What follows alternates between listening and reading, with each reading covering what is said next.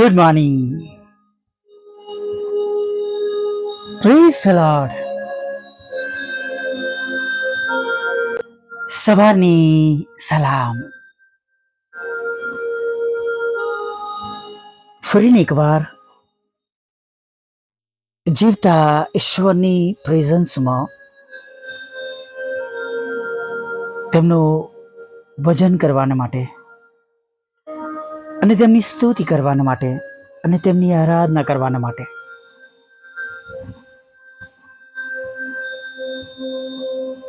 આજે સવારમાં આપણા ઈશ્વરે, આપણા પ્રભુએ આપણને આ સુંદર સમય આપ્યો છે, તક આપી છે.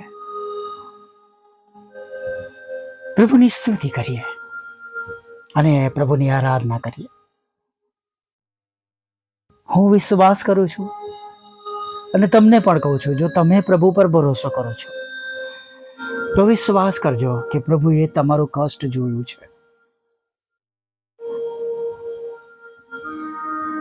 પહેલા દિવસથી જ જો કંઈ સરખું ના થયું હોય તો પણ હું તમને કહું છું, ગભરાશો નહીં. કદાચ ફરી એકવાર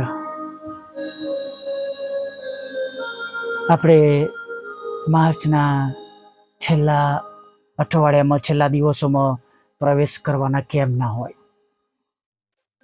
હજી સુધી એવું લાગ્યું હોય વચન મારા માટે આશીર્વાદિત થયું નથી.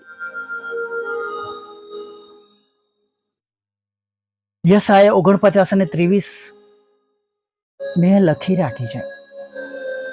એ કલમ, પ્રભુનું પવિત્ર વચન. વચ્ચેના ભાગમાં જો તો લખ્યું છે, હું યહોવા છું અને મારી રાહ જોનારા લજવાશે નહીં. મારી રાહ જોનારા. હાલેલુયા. Praise the lord. અને ખરેખર વાલા મિત્રો,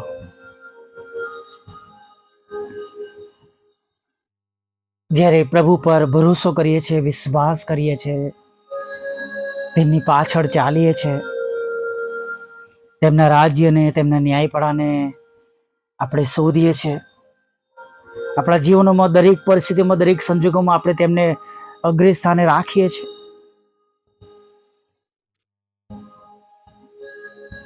પ્રભુ આશીર્વાદ આપે છે.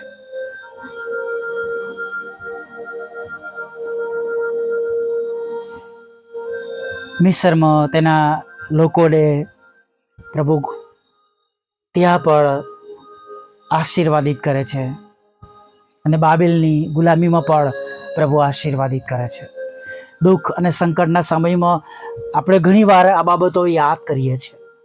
હું તમને આજે ઈસાકના જીવન માટે કહેવા માંગુ છું. ઈસાક અને રિબકા. તમે આખો અધ્યાય વાંચજો, ઉત્પત્તિ 26. અને ઉત્પત્તિ 26ની અંદર તમે જુઓ કે દુકાળ પડે છે અને દુકાળના સમયમાં ઈસાક વાવણી કરે છે. 26 અને 12મી કલમમાં દુકાળના સમયમાં. અને યહોવા બાપ તેને આશીર્વાદ આપે છે, ફસલ આપે છે. હાલેલુયા. ઘણીવાર દુઃખ સારું છે, આપણને પ્રભુ પાસે વધારે નજદીક લઈ જાય છે, વિશ્વાસ કરતા શીખવાડે છે. ચોક્કસ જગતમાં લોકો તમને આવી જે શું કહેવાય, કહેવતો કે મુશ્કેલ સમયમાં માણસોની પરખ થાય નહીં, પણ હું કહું છું કે મુશ્કેલ સમયમાં આપણી પરખ થાય છે ઈશ્વરની દ્રષ્ટિમાં, કે આપણે તેમને કેટલા વફાદાર રહીએ છીએ. હાલેલુયા. પોતાનો દેશ છોડીને મોઆબમાં તે લોકો ગયા અને બંને દીકરા ગુમાવ્યા દુકાળના સમયમાં. પણ ઈસાકને ના કહેવામાં આવે છે. તમે આખું ચેપ્ટર વાંચજો અને ઈશ્વરની આજ્ઞા માનીને ઈચ્છા પ્રમાણે તે ત્યાં રહે છે અને દેવ એને આશીર્વાદ આપે છે. હાલેલુયા. સૌથી વધારે આશીર્વાદો તમારા અને મારા દુઃખના સમયમાં પ્રભુ પાછળ વિશ્વાસથી ચાલવા દ્વારા પ્રાપ્ત થાય છે. Praise the lord. હાલેલુયા. પ્રભુને વિશ્વાસુ રહેવાથી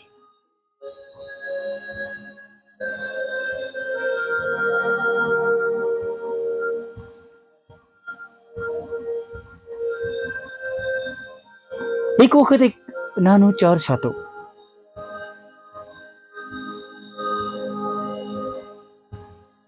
અને ચર્ચની અંદર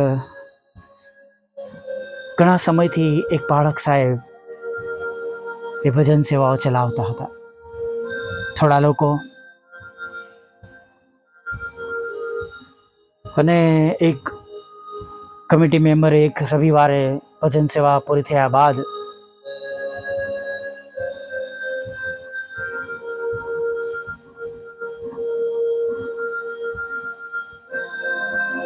તેમને બહુ ઠપકો આપ્યો કે તમે આટલા વર્ષથી આ જગ્યા પર છો, ભજન સેવા ચલાવો છો, ના કોઈ પ્રભુમાં આવ્યું છે, ના કોઈ નવા સભાસદો ઉમેર્યા છે, ના કોઈ પરિસ્થિતિ બદલાઈ છે. એની એ જ મુશ્કેલીઓ, એની એ જ તકલીફો અમે જોઈ છે. બાળક સાહેબને બહુ માઠું લાગ્યું, મનમાં દુઃખી થયા. તેઓ વિચારતા હતા કે હું અહીંયા રાજીનામું આપી દઈશ. પણ એક જુવાન દીકરો તેમની પાસે સમયમાં આવ્યો. થોડા દિવસોથી તે પ્રભુ મંદિરમાં આવતો હતો. તેમણે બાળક સાહેબને પૂછ્યું, બાળક સાહેબ, શું હું ઈશ્વરના સેવક બની શકું છું, બાળક બની શકું છું તમારી જેમ? અને બાળક સાહેબની આંખો છલકાઈ ગઈ. તેમણે એને ઉત્તેજન આપ્યું. પાછળથી આફ્રિકા ખંડમાં બહુ ગજબના કામો આમના દ્વારા થઈને બહુ પ્રચલિત એવા પ્રભુના સેવક તેઓ બની ગયા. એ પ્રચલિત સેવકનું નામ આજે પણ બધા જાણે છે. ભલે એ બાળકને કોઈ જાણતું નથી. એ દિવસે એ કમિટી મેમ્બરના લોકો તેમને બોલી ગયા. પરિસ્થિતિઓ ન બદલાતી હોય, ઘણીવાર નબળી પરિસ્થિતિઓમાં ઘણા બધા લોકો છોડીને જતા રહેતા હોય. પોતાને ફાયદો ન થતો હોય તો છોડીને જતા રહેતા હોય. આજે ચારે તરફ એવું બને છે. લોકો સંગતો છોડીને, મિનિસ્ટ્રી છોડીને, ચર્ચ છોડીને, બાળકને બદલીને અને ઘણી બધી બાબતો કરતા હોય છે કે તેઓ આશીર્વાદિત થાય અથવા તેમની અંગત વૃદ્ધિ થાય. પણ વાલા મિત્રો, એ બધી બાબતોમાં નહીં, પણ પ્રભુની ઈચ્છા પ્રમાણે દુઃખોમાં ટકી રહીને પ્રભુની પાછળ ચાલવાથી આશીર્વાદિત થવાય છે. પછી પરિસ્થિતિ, સંજોગો ગમે તેવા હોય. હાલેલુયા.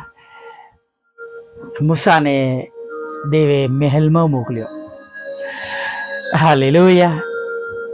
તેનું જીવન, તેનું બાળપણ અને તેનું ભણતર બધું ત્યાં રાજાના મહેલમાં થયું નહીં. અને પછી ત્યાંથી છોડાવવાના માટે પણ પ્રભુએ, તેમના લોકોને છોડાવવાના માટે પ્રભુએ તેમનો ઉપયોગ કર્યો.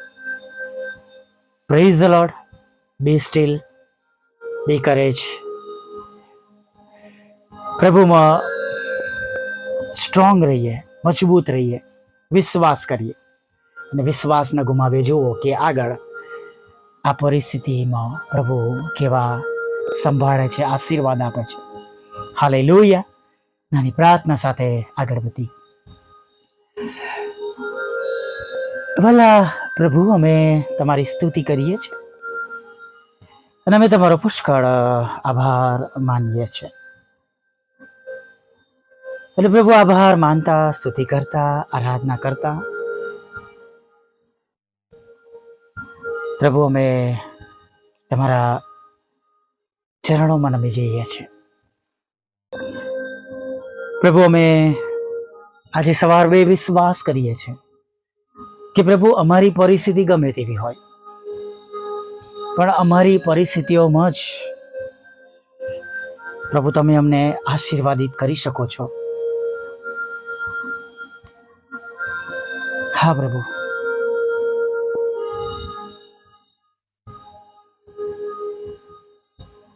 અમારી પરિસ્થિતિમાં તમે અમને તમારા પ્રેમ આનંદથી ભરી શકો છો. એ વિશ્વાસ સાથે અમે આજની સવારમાં આગળ વધીએ છીએ. તમારી મોટી દયા, કૃપા અને કરુણા પ્રભુ આજે સવારમાં તમે અમારા પર રાખજો. અમારી ભૂલો, અમારા પાપ ગુનાઓ અમને માફ કરજો, અમને દોરજો, ચલાવજો અને પ્રભુ તમારી ઈચ્છા પ્રમાણે અમે આગળ વધી શકીએ પ્રભુ, એવું તમે થવા દેજો. હા પ્રભુ, તમારી ઈચ્છા પ્રમાણે અમે આગળ વધીએ એવું તમે થવા દો. હા સ્વર્ગમાંના પ્રભુ, રાજાઓના રાજા, જેઓ સાંભળી રહ્યા છે, જે તે પરિસ્થિતિઓમાં છે, જે તે મુશ્કેલીઓમાં છે, દુઃખોમાં છે, હતાશ છે, નિરાશ છે પ્રભુ, ઘણા જુદા જુદા કારણો છે પ્રભુ. ઘણા કારણો એવા પણ છે કે જે કોઈને જણાવી શકતા નથી. હૃદયથી ભંગી છે પ્રભુ, એકલા પડી ગયા છે, છેતરાયા છે, છોડી દેવામાં આવ્યા છે, સતાવવામાં આવ્યા છે, હેરાન કરવામાં આવી રહ્યા છે, જોબમાં, બિઝનેસમાં, કુટુંબમાં કે પ્રભુ કોઈ એવી જગ્યાઓમાં પ્રભુ અમે વિનંતી કરીએ છીએ કે તમારા લોકોને આજે સવારમાં જે પણ કષ્ટ હોય, જે પણ દુઃખ હોય, જે પણ ચિંતા હોય, જે કંઈ મુશ્કેલીઓ હોય, જે કંઈ તકલીફ હોય, એ બધાની પ્રભુ તમે નોંધ લો. એને અમે કષ્ટ તરીકે વચન પ્રમાણે તમારી સમક્ષ મૂકીએ છીએ. તમે નોંધ લો, ખચિત જુઓ અને પ્રભુ બધું જ આજે દૂર કરો એવું થવા દો. તમારા બાળકો જેઓ તમારા લોહીમાં ખરદાયેલા છે પ્રભુ, હવે તેઓ આનંદિત થાય, હવે તેમનું મન ઉદાસ ન રહે અને પ્રભુ તમારું ભજન કરતા, સ્તુતિ કરતા, આરાધના કરતા તેઓ આભાર સ્તુતિના અર્પણો લઈને પ્રભુ તમારી આગળ નમી જાય એવું તમે થવા દેજો. જે કોઈ બાબત છે પ્રભુ, કદાચ કોઈક એવા છે પ્રભુ જેમને રોગોમાંથી પ્રભુ તેઓ પસાર થઈ રહ્યા છે, કોઈ મોટા મોટા ઓપરેશનો થયા છે, હજી ઓપરેશન પ્રમાણે સફળતા મળી નથી પ્રભુ.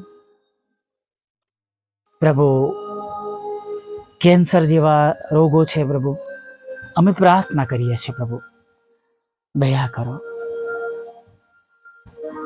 અથવા જે રોગ તેમના શરીરમાં છે એમાંથી તમે તેમને સંપૂર્ણ સાજાપણું આપજો પ્રભુ. દરેક ઘરોમાં લડાઈ ઝઘડા, કોર્ટ કેસ, FIR, ખોટા તોમતો તમે દૂર કરજો પ્રભુ, એવી પ્રાર્થના કરીએ છીએ પ્રભુ. આગળના દિવસમાં પ્રભુ તમારા બાળકોના સર્વ નોકરી ધંધા રોજગારને તમે આશીર્વાદિત કરજો. બાળક ધનનો આશીર્વાદ આપજો, લગ્નનો આશીર્વાદ આપજો પ્રભુ પિતા. તમારું ભલું નામ દરેક લોકોને મળે, બચાવ થાય, નાશમાં ન જાય એવું પણ તમે થવા દો પ્રભુ. વિદેશ જવું છે તો વિદેશ દોરી જાઓ પ્રભુ. લગ્નનો આશીર્વાદ આપો, બાળક ધનનો આશીર્વાદ આપો પ્રભુ પિતા. હા પ્રભુ, તમારી સેવિકાના ખેતરમાંથી પ્રભુ એ અવેદનામાં નીકળી જાય, તેમનો કબજો તેમને મળે એવું તમે થવા દો રાજા.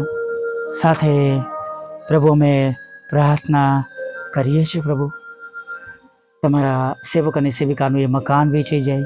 બીજા ઘણા બધા એવા લોકો છે તેમના મકાનો વેચાય, ખરીદી શકે, પ્લોટ વેચાય, રોકાયેલા નાણાં મળે, લોન મળે. હા પ્રભુ, નાણાકીય આશીર્વાદ મળે, આર્થિક તંગીઓ દૂર થાય પ્રભુ. વિધુરો, વિધવા બહેનો, અનાથો, મંદબુદ્ધિના લોકો, માનસિક રોગીઓ અને વિકલાંગો માટે પણ અમે એ જ તમારી મોટી દયા અને કૃપાને કરુણા માગી લઈએ છીએ. અમારી મિનિસ્ટ્રીને પણ તમે આશીર્વાદ આપજો, અમારા મિનિસ્ટ્રીના સ્ત્રોતને તમે આશીર્વાદિત કરજો. અને પ્રભુજી દ્વારા પ્રભુ અમે સેવા કરીએ છીએ એ સ્ત્રોતને પ્રભુ તમે બમણા આશીર્વાદથી ભરી દેજો. અમારા માટે જેઓ પ્રાર્થના કરે છે પ્રભુ અને પોતાના હાથોને લાંબા કરે તેઓને તમે બમણા આશીર્વાદથી ભરી દેજો, બમણા આશીર્વાદથી ભરી દેજો. જેઓ શેર કરે છે તેમને પણ પ્રભુ તમે બમણા આશીર્વાદથી ભરી દેજો પ્રભુ. છેલ્લી બાબત જે માંગી છે એ પર પૂરી પાડજો પ્રભુ પિતા, અને જે કંઈ ગુમાવ્યું છે પ્રભુ એ બમણા આશીર્વાદ સાથે તમે પાછું આપજો પ્રભુ પિતા. અને પ્રભુ સગડું પ્રભુ આજે અમારા જીવનમાં નવું થાય અને નવા નવા આશીર્વાદોથી ભરપૂર થાય એવું થવા જોઈએ. પાપોની ક્ષમા કરજો અને સાંજે ફરીવાર તમારું ભજન કંઠી લાવજો માગતા પ્રભુ ઈસુ ખ્રિસ્તમાં આટલું સાંભળો દે બાપ માન્ય કરજો. આમીન, આમીન, આમીન.